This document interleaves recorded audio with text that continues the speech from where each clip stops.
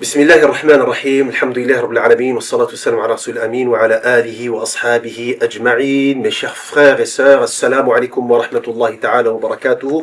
Et on se retrouve par la grâce d'Allah subhanahu wa ta'ala pour la suite des vidéos concernant Al-Ikhlas, concernant la sincérité. La vidéo précédente, nous avons commencé à aborder les mérites de l'Ikhlas. Pourquoi est-ce que moi, en tant que musulman, je devrais chercher Al-Ikhlas?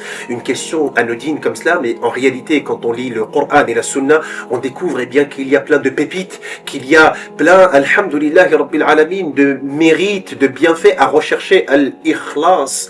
Aujourd'hui, par la grâce d'Allah subhanahu wa ta'ala, je vais évoquer quelques mérites pour toute personne qui entreprend Al-Ikhlas, sachant que c'est une obligation pour chacun d'entre nous, pour chaque croyant, pour chaque musulman.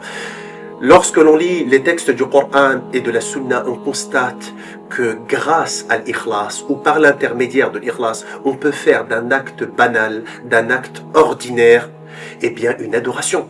Et c'est ce que nous dit Nabi alayhi salatu salam lorsqu'il nous dit innamal a'malu binniyat wa innama likulli imri'in ma nawa. Les actes ne valent que par leur intention et chacun sera rétribué en fonction de l'intention qu'il a mis dans l'acte. C'est pour ça qu'il y a certains d'entre nous lorsqu'ils s'endorment la nuit, pendant 7 heures, pendant 8 heures, ils ont une récompense, alors que d'autres n'ont pas des récompenses. Le sommeil est un acte banal, ce n'est pas un culte, ce n'est pas une adoration. Une personne, la plupart des gens, quand tu lui demandes pourquoi est-ce que tu dors, il va te dire c'est parce que je me repose. Il n'a aucun péché à faire cela. Cependant, il n'a aucune récompense à faire cela. Il n'a aucune récompense, tandis que celui qui dort, dans l'objectif de se renforcer, dans l'objectif d'être beaucoup plus apte à faire les adorations le lendemain, pendant 7 heures, pendant 8 heures, cette personne-là est dans l'adoration. La même chose pour celui qui mange. La plupart d'entre nous, nous mangeons pour nous remplir l'estomac.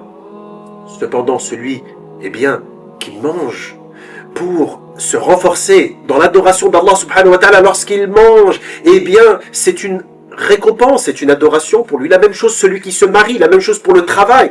Certains vont travailler pour gagner de l'argent, d'autres vont travailler pour avoir de l'argent, pour pouvoir le dépenser dans le sentier d'Allah subhanahu wa ta'ala. Celui-là pendant 8 heures, 9 heures, alors qu'il travaille, cette personne est dans l'adoration. Voilà les mérites de l'Ikhlas. Ça transforme en acte, un acte qui est banal, un acte qui est ordinaire, de le transformer en réalité en adoration. Parmi les mérites de l'Ikhlas, également, c'est d'obtenir une grande récompense malgré la petitesse de l'acte. Juste parce que tu as mis une sincérité, cet acte se transforme en quelque chose d'immense, comme nous l'a enseigné le prophète sallallahu alayhi wa sallam, pour une femme qui était pourtant une femme de mauvaise réputation, une femme, comme c'est évoqué dans certains hadiths, qui était une prostituée, mais cette femme-là, parce qu'elle a donné à boire à un chien, sincèrement pour Allah subhanahu wa ta'ala, elle l'a fait pour Allah tabaraka wa ta'ala, alors que ce chien était assoiffé, Allah a accepté son repentir, Allah subhanahu wa ta'ala a fait en sorte qu'elle entre au paradis pour cet acte qu'elle a fait. Également, le prophète Ali sallam nous parlera